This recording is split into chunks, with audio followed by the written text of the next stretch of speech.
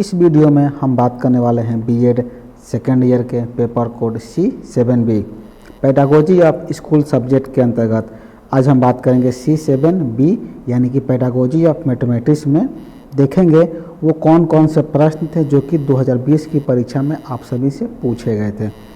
सबसे पहले आपको हम बता दें, यह जो आपका पेपर कोड होता है यानी कि C7B आपका जो है यह 50 नंबर का होता है, जिसमें से 40 नंबर की परीक्षा आपके विश्वविद्यालय के द्वारा आयोजित की जाती है और 10 नंबर क्या होता है वो आपका इंटरनल होता है यानी कि आंतरिक होता है, जो कि आपके महाविद्यालय से प्राप्त होते हैं। जहाँ से आप बीएड कर रहे हैं वहाँ से आपको 10 नंबर प्राप्त होंगे। तो यहाँ में आप देख सकते हैं कि एक निर्देश दिया हुआ है आप सभी के लिए कि प्रत्येक इकाई से एक एक प्रश्न का उत्तर दें, यानी कि इस प्रश्न पत्र में टोटल जो है 4 इकाई दिए गए हैं और प्रत्येक इकाई में आपके 2 प्रश्न हैं, यानी टोटल आपके हो गए 8 प्रश्न और 8 प्रश्न में से आपको 4 प्रश्नों के उत्तर देने हैं। लेकिन ध्यान आपको ये देना है कि प्रत्येक इकाई से एक प्रश्न का चयन करना है। तो चलिए हम वीडियो को शुरू करते हैं और देखते हैं कि इकाई 1 में पहला प्रश्न जो दिया हुआ है कि गणित शिक्षण के लक्ष्य और उद्देश्यों का वर्णन करें, यानी कि एम्स और ऑब्जेक्टिव क्या होता है टीचिंग मैथमेटिक्स का, इसके बारे में आपको यहाँ पर प्रश्न संख्या 1 में पूछ रहा है। देखिए इसका मतलब हुआ कि जो गणित का जो टीचिंग होता है, जब आप छात्रों को मैथ पढ़ाएंगे तो उसके एम क्या हो सकता है, लक्ष्य क्या हो सकता है और इसका ऑब्जेक्टिव क्या होगा। मैथ शिक्षण को हम अपने दैनिक दिनचर्या से जोड़ करके इसको बताएंगे। तो ये हो गया पहला प्रश्न। और सेकेंड प्रश्न में आप देख सकते हैं लिखा हुआ है कि गणित की प्रकृति और महत्व का वर्णन करें, यानी कि मैथ का नेचर और सिग्निफिकेंस क्या होता है, इसकी प्रकृति और महत्व क्या है, इसका इम्पोर्टेंस क्या है, इसके बारे में आपको बताना है। उसी तरह इकाई 2 जो है, इकाई 2 का पहला प्रश्न यानी कि प्रश्न संख्या 3 में दे रहा है कि गणित शिक्षण में आगमन निगमन विधि, इस अंग्रेजी में कहते हैं इंडक्टिव डिडक्टिव मेथड के बारे में बताना है।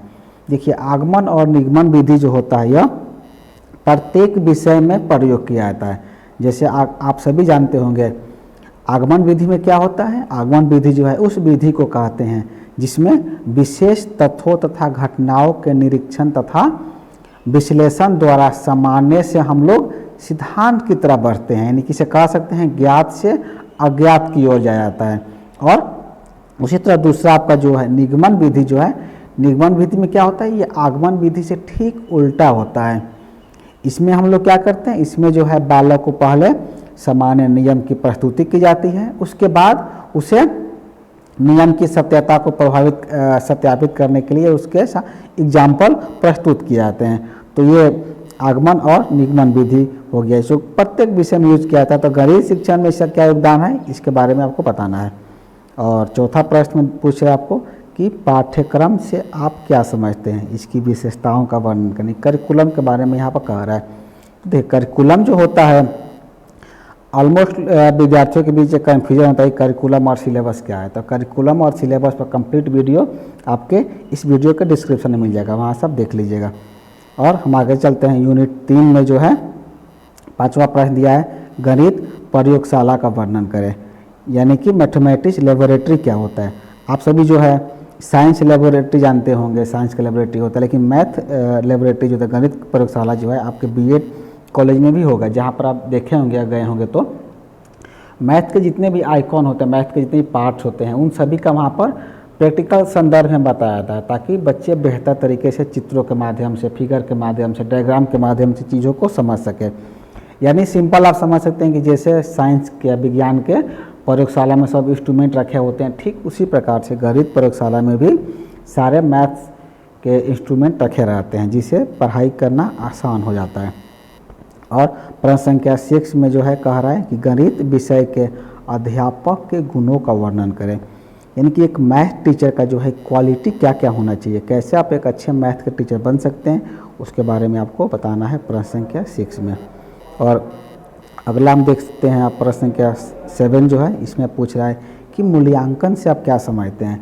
गणित विषय में मूल्यांकन की नवीन विधियों का वर्णन करें, यानी कि इवैल्यूएशन क्या होता है। मूल्यांकन आप सभी जानते होंगे, हमेशा से मूल्यांकन हर किसी का किया जाता है। जैसे कि आप कोई वस्तु खरीदने भी जाते हैं तब उसका भी इवैल्यूएशन करते हैं, मूल्यांकन करते हैं, कितना पैसा हम दे रहे हैं तो वस्तु कैसी है। तो उसी प्रकार मैथ में या गणित विषय में मूल्यांकन की जो नई नई टेक्नोलॉजी, नई नई विधियाँ हैं, उन विधियों के बारे में आपको डिस्क्राइब करना है प्रश्न संख्या 7 में। और इस प्रश्न पत्र का अंतिम प्रश्न आप देख सकते हैं, यहाँ कह रहा है कि निदानात्मक और उपचारात्मक शिक्षण विधियों में अंतर स्पष्ट करें। यानी कि डायग्नोस्टिक और रिमीडियल जो टीचिंग मेथड होते हैं ये क्या होते हैं, इसके बारे में आपको बताना है। देखिए ये सिंपल जो है, इसके बारे में हम वीडियो ऐसे इस वीडियो के डिस्क्रिप्शन में आपको मिल जाएगा लिंक। मेन ये होता है कि निदानात्मक मतलब होता है कि निदान करना, किसी चीज़ का निदान प्रस्तुत करना, कि समस्या का पता लगाना, समस्या क्या है। यानी कि इसका मेन हो जाए गणित विषय में इसका ज़्यादा अधिकतर बार प्रयोग किया जाता है। यानी कि गणित में छात्रों को जो कठिनाइयाँ क्या आ रही है, उनकी कमजोरी क्या है, वो कौन से कारण है कि बच्चे को पढ़ने में मन नहीं लग रहा है, वो कौन सी गलतियाँ जो बार बार दोहरा रहे हैं, वो आपका आता है निदानात्मक में। और उपचारात्मक में क्या किया जाता है कि जो इसका उपचार प्रस्तुत किया जाता है, यानी कि इसे ठीक या सुधार किया जाता है। कि यानी आप सिंपल समझ सकते हैं कि जो भी समस्या छात्रों को आ रही है गणित विषय पढ़ने में, उसका उपचार हम प्रस्तुत करते हैं, जिसे कहते हैं निदानात्मक और उपचारात्मक। तो आज की इस वीडियो में इतना ही, मिलते हैं अगले वीडियो में। धन्यवाद।